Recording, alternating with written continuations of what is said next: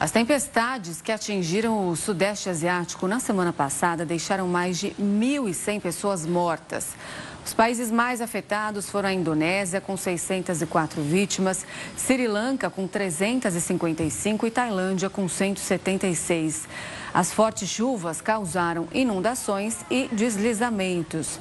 Apesar da Ásia estar passando pelo período de monções, o fator humano também contribuiu com esse cenário, porque as mudanças climáticas ligadas ao aquecimento global aumentaram a intensidade das chuvas.